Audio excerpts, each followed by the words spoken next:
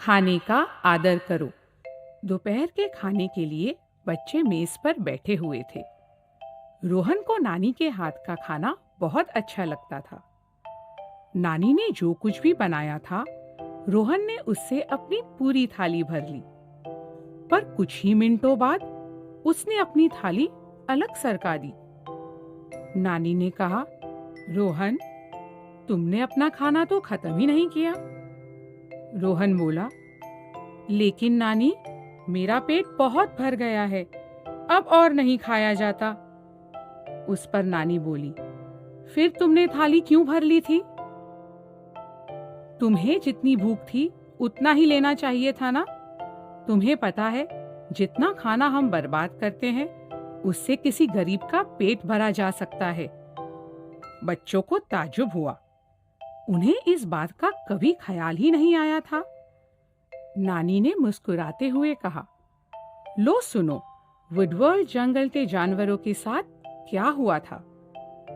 एजे के जन्मदिन पर उसके मम्मी पापा ने एक बड़ी पार्टी का आयोजन किया था।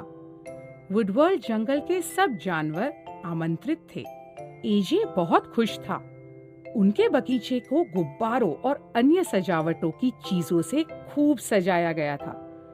एजे के पापा ने संगीत का आयोजन किया था और वे बच्चों के मनपसंद गाने भी बजा रहे थे।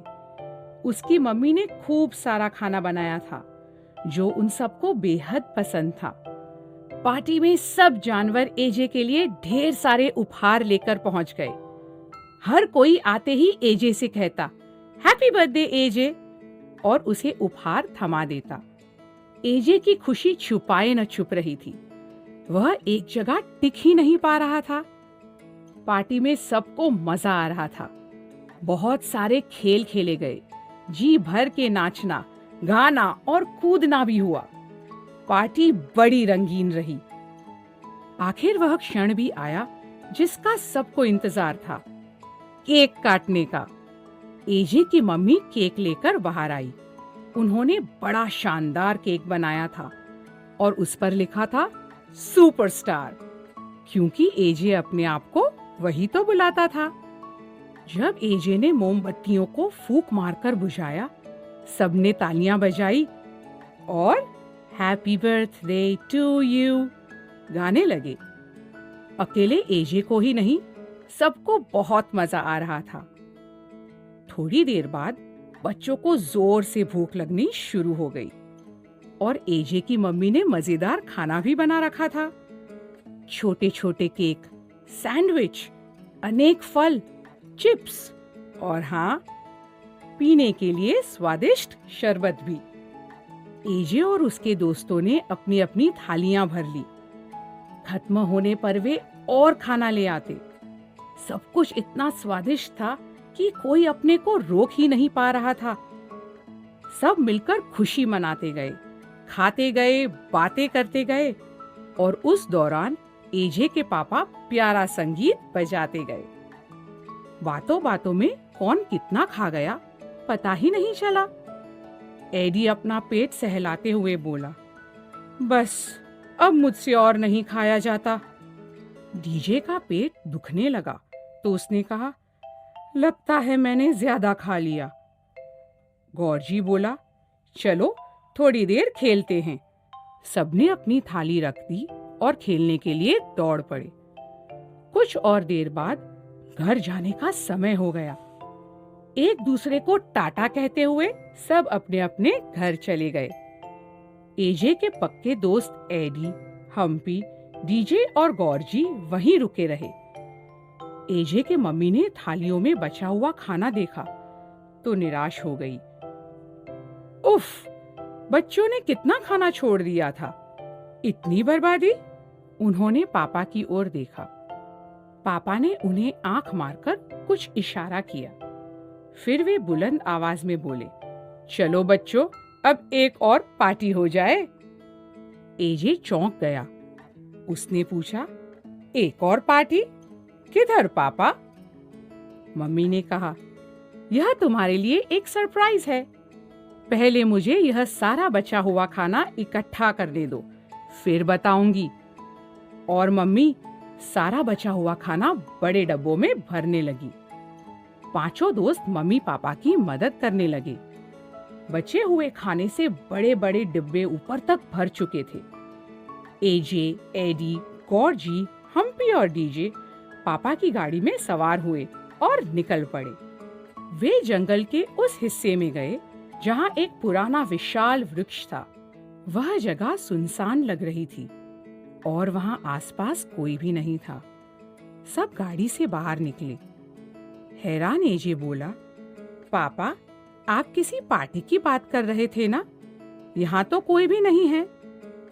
इधर उधर देखते हुए डीजे ने कहा, अंकल, मुझे लगता है पार्टी खत्म हो चुकी है। शायद हमें आने में देरी हो गई है। एजे के पापा ने आंख मारते हुए कहा, देखते जाओ, पार्टी तो अब शुरू होगी। तुम सोच भी नहीं सकते कि कितना मजा आने वाला है। ऐसा कहते हुए उन्होंने गाड़ी में से खाने वाला एक बड़ा डिब्बा निकाला और पेड़ के पास रख दिया। फिर उन्होंने जोर से सीटी बजाई। पांचों दोस्त एजे के मम्मी पापा के साथ दूर खड़े होकर ध्यान से देखने लगे। थोड़ी देर तो कुछ भी नहीं हुआ। फिर पेड़ के पत्तों के हिलने की आवाज आई। एक बंदर ने बाहर झांका और खाने वाला डब्बा देखकर खुश हो गया। खाना देखकर उसकी आंखें चमक उठी। बंदर उछलते हुए पेड़ से नीचे उतरा। देखते ही देखते और बंदर भी आ पहुंचे। अच्छा खाना देखकर वे सब बहुत खुश हो रहे थे। बंदरों ने खाना उठाया और जल्दी जल्दी से उसे निगलते गए। वे सब बहुत ज्यादा खुश थे। बाद में तो पूरा का पूरा डिब्बा ही उठाकर भाग गए। एजे और उसके दोस्त देखते रह गए। बंदरों को प्यार से खाते हुए देखने में एक अलग ही मजा आ रहा था। उस समय वहां 3 और बंदर आए। वे खाने का डिब्बा ढूंढ रहे थे। न जाने डिब्बा कहाँ गया और खाना भी खत्म हो चुका था। उन्हें लगा कि जमीन पर केला पड़ा हुआ है। धत तेरी! वह तो केवल केले का छिलका निकला।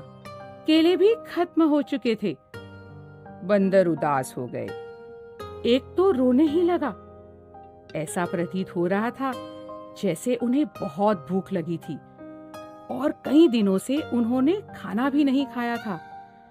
एजे और उसके दोस्तों को उन पर दया आई। एजे मम्मी से बोला, मम्मी, बेचारे बहुत उदास और भूखे लग रहे हैं। क्या हम इनकी कोई मदद नहीं कर सकते? तुरंत मम्मी ने कहा, चिंता की कोई बात नहीं है। बंदरों की पार्टी अभी खत्म नहीं हुई है। वे गाड़ी से एक और डिब्बा ले आई। उसे भी उन्होंने पेड़ के नीचे रख दिया। बंदर आस लगाए बैठे थे। पेड़ के नीचे डब्बा रखकर मम्मी दूर हट गई। बंदरों में हलचल मच गई। वे खाने वाले डिब्बे पर टूट पड़े। कुछ ही क्षणों में डिब्बे का सफाया हो गया। बंदर बहुत उत्तेजित हो रहे थे। बंदरों की हरकत देखकर एडी, एजे, हम्पी और गॉर्जी तालियां बजाने लगे। उन्हें इस बात की खुशी हो रही थी कि सब बंदरों का पेट भरा और वह भी खूब बढ़िया खाना मिल चुका है। तब एजे के पापा ने सबसे कहा, देखो बच्चों, जो खाना तुम लोग छोड़ चुके थे उससे बंदरों की एक शानदार पार्टी हो गई। एडी, हम्पी, एजे, डीजे और गॉर्जी सोच में पड़ गए। उन्हें याद आया कि पार्टी में उन लोगों ने कितना सारा खाना बर्बाद किया था। उन्हें अपने किए पर शर्म आने लगी। एजे की मम्मी उन्हें समझाने लगी, हमें थाली में उतना ही खाना लेना चाहिए जितना हम खा सके। हमेशा याद रखना कि दुनिया में ऐसे कई लोग हैं जिन्हें खाना मिलता ही नहीं है। डीजे ने कहा, अंकल, आगे से हम खाना बर्बाद नहीं करेंगे। उस पर एजे बोला, और हम कोशिश करेंगे कि बचा हुआ खाना किसी भूखे व्यक्ति को दे दे। एजे का जन्मदिन बहुत अच्छा बीता था और उसने एक बढ़िया सबक भी सीख लिया था। जैसे ही नानी की कहानी खत्म हुई, रोहन ने अपनी थाली में से बचा हुआ खाना भी खत्म कर डाला। नानी प्यार से बोली, समझ गए ना सब? हमें खाना फेंकना नहीं चाहिए, क्योंकि भोजन बहुमूल्य होता है। दुनिया में ऐसे कई बच्चे हैं जिन्हें भोजन प्राप्त ही नहीं होता। सब बच्चे बोल उठे, जी नानी, हम कभी भी खाना बर्बाद नहीं करेंगे। खाने को लेकर उन सब ने एक बहुमूल्य सबक सीख लिया था। हमने क्या सीखा? खाना बर्बाद नहीं करना चाहिए, यह बहुमूल्य होता है। और जब भी खाना बच जाए तब उसे औरों के साथ बांट लेना चाहिए।